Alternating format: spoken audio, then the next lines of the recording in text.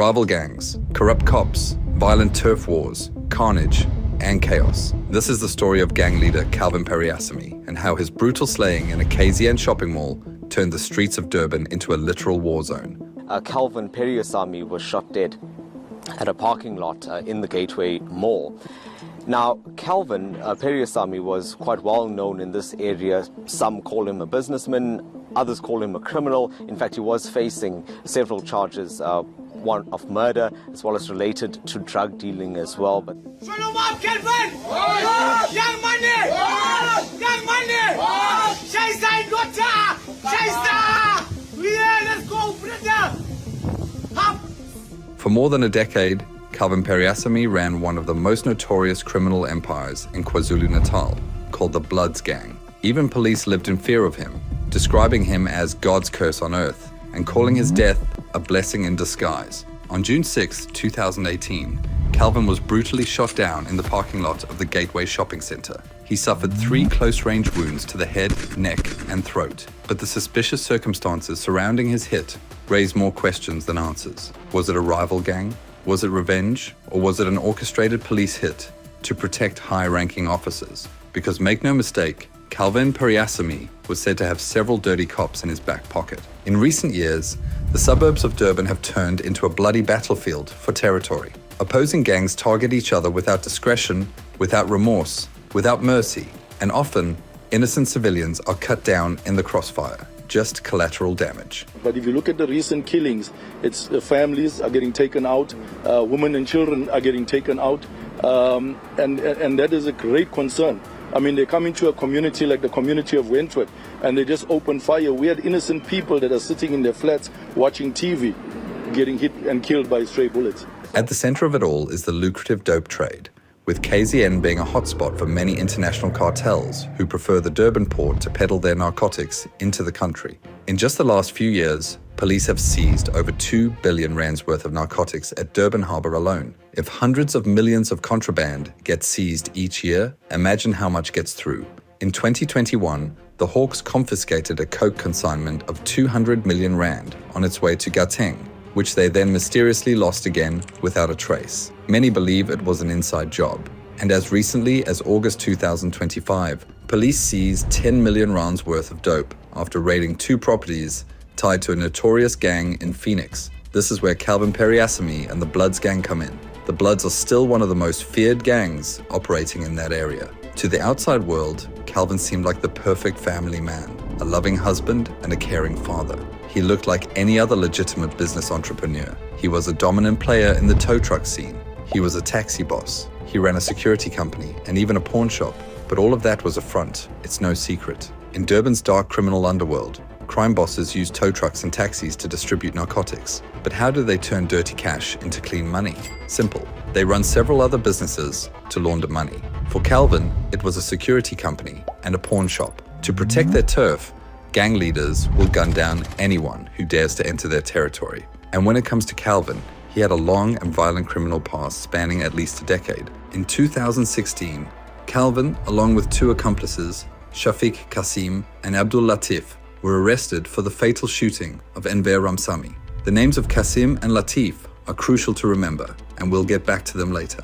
What makes the murder of Enver Ramsamy so shocking is that he reportedly had no gang ties. He had paid with his life, simply because he had allegedly badmouthed Kalvin behind his back. The night before he was shot down, Ramsamy had allegedly run his mouth about Kalvin to Latif while intoxicated at a tavern. The following day, Kalvin had reportedly sent an off-duty policeman to Ramsamy's house to fetch him, threatening that Kalvin would spray Ramsamy's house with bullets and wipe out his family if he did not comply. Ramsamy went along to apologize for his drunken words against Kalvin, but instead of hearing out his apology, Kalvin and his gang attacked Ramsamy.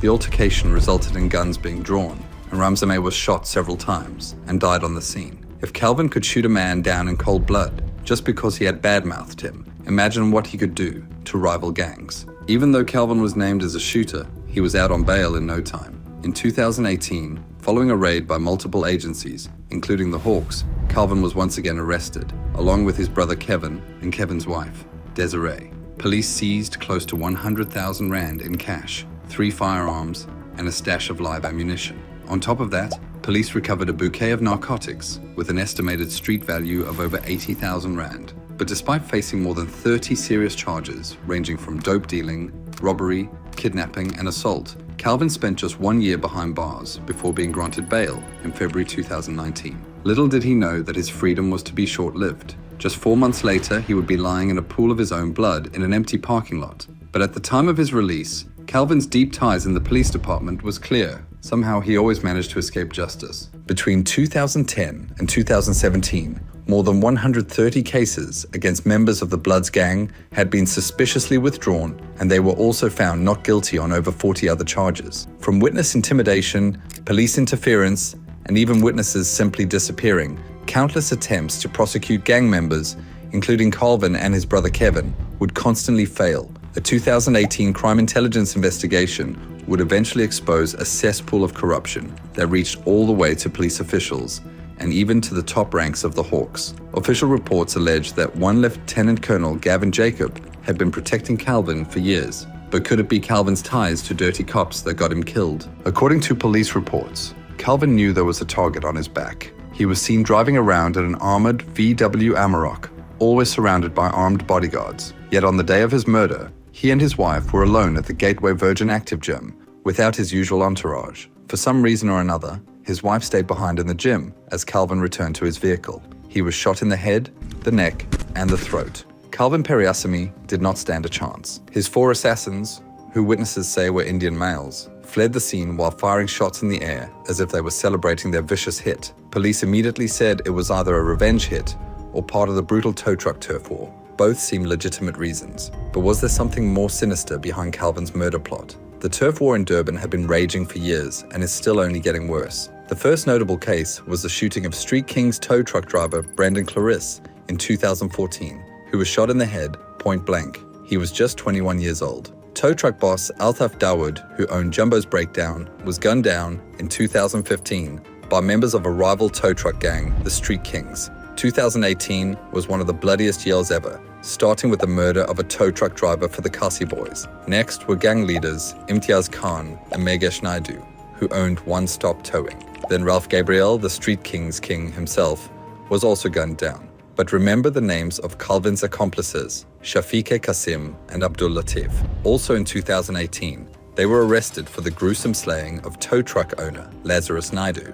Clearly, the turf war in Durban, and especially the Phoenix area, was raging out of control, and the next kingpin to fall was Kalvin himself. Was it retaliation for the murder of Lazarus Naidu? Was it just rival gangs trying to claim territory? Or again, was it a carefully planned police hit because they feared he knew too much? Following Kalvin's murder, the BLOODZ gang allegedly vowed revenge, with Kalvin's brother Kevin reportedly taking over as the new kingpin. Not long after Kalvin's funeral, the streets of Durban ran red as tow truck kingpins and coke bosses were shot down in a string of violent gang-style shootings. First of all was Kasi Boys boss, Nkosi Makaye. Soon after, it was Thavendran Naika, business partner of Lazarus Naidu, who had been taken out by the BLOODZ the year before. To this day, police say the ongoing violent drive-by shootings in KZN are related to the tow truck and taxi turf wars as rival gangs compete for the same territory. The hit on Kalvin Periasamy leaves more questions than answers. For one, why was Kalvin unprotected on the day of his murder? His family indirectly blames the justice system for forcing him to give up his registered firearm as part of his bail conditions, leaving him unarmed and defenseless. And how did 4 assassins manage to execute someone in the parking lot of a major shopping center, entering and escaping without a single trace? Some say it all sounds like a cover-up, but what do you think?